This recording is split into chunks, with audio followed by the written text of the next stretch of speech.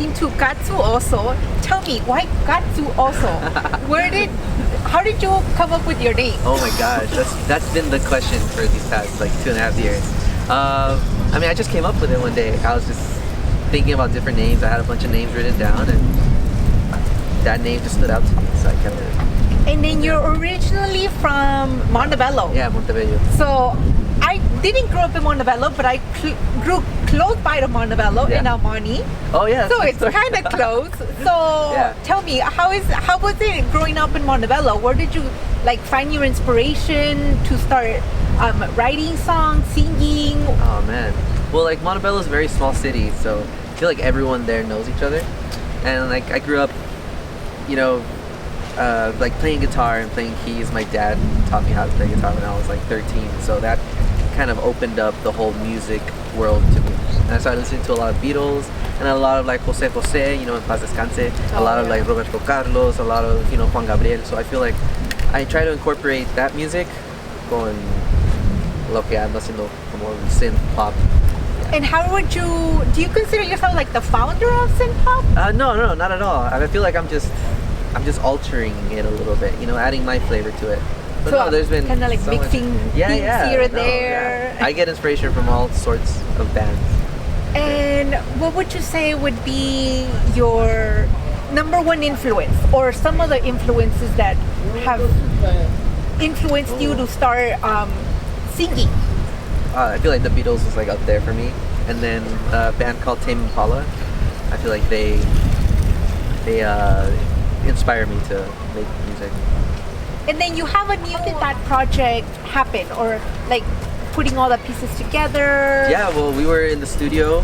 I was in the studio with Ulises from the band Kinky de Mexico, and yeah, I was just with them writing this. Well, I had written this song, and then I took it to them, and we started working on it and just trying things out in the studio to just get that sound and the sound that I was going for. I wanted like a bolero, like a pop kind of bolero, you know? So yeah, like they hit me up to write a love letter to Los Angeles, and I love writing love songs, so I felt like writing a love letter to where I'm from was perfect. And like you say, writing love letters. Have you written a love letter to a girlfriend that gets you inspired? Yeah, of course. Yeah, I'm a hopeless romantic, so you know. Yeah. So you always dedicate songs to the girls? Of course, yeah. My lady. You have you have a girlfriend? Yeah. Oh, awesome. Yeah. So did you knew already Ulises, or how did you? No, they got us in contact with him. How did you guys meet? Yeah, they got us in contact with him. The lovely people from Remezcla and Tecate. They set it all up.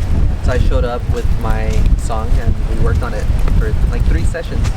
And then yeah, it came out and it sounds amazing. I love it. And how was I heard that you have a Remezcla show like recently. How was that? How was that experience for you? Oh man, that was crazy. I've never been a part of such a big show like that, especially by a brand. So it was just very exciting to see just how excited people were for the song. And yeah, they're just amazing. Put on such a great show. Was that the first time that you played that song, or had you played it recently? It was my first time playing it with a full mariachi. Yeah, because we had the mariachi lay down their parts for the song. Because I quería violín y quería the trumpet, so I had them come over to the studio. And then I also saw or researched that you were in South by Southwest. Yeah, last year. How was that experience? Oh my god, that was crazy. I've never been in such a busy city where everyone's playing music everywhere.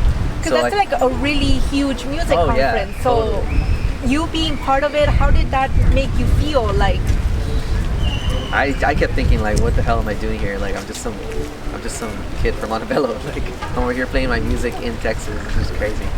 It was surreal. And then what other collaborations would you want to make happen? Like now that you're with Ulises from Kinky, what's your next possible project that you're thinking about? Maybe reaching out to somebody else, another artist? Well, I don't want to give too much information out, but I do. There are some artists that I'm looking into working with for my upcoming EP. Can you mention like at least one song that you sing, can't, or one artist? I can't. I'm sorry. One letter. No puedo. So, but then so tell me about your upcoming EP then. Do you have the name for it already? It's gonna be 8 songs. And it's gonna come out like towards like the beginning of next year. Yeah, I'm thinking like March of next year. Are you gonna have like a release party? Oh, totally, all that. I love having that. Yeah. I'm just excited for people to hear these new songs because I feel like it's a different take on like the music that I'm making. Like it's. So it will be the same synth pop, or yeah, no, you're shifting a little bit. I'm shifting a little bit. Like it's still very poppy, very my thing, but I also want to incorporate just more. Just want it to be bigger. So. More rhythms, more instruments. More instruments, like more like flutes and clarinets and French horns. I want to incorporate that into my music a lot more. Awesome. So it's very interesting. Yeah. So let our viewers know your social media channels so they could follow you. Yeah, follow me at Katzú Oso on Instagram, Spotify, Twitter, all that. And then your latest single? My latest single, Los Ángeles Lindo y Querido. Go stream it on Spotify or iTunes, Apple Music. So guys, that was our interview for today. Katzú Oso, don't forget to check him out and check out his music and all of his upcoming projects.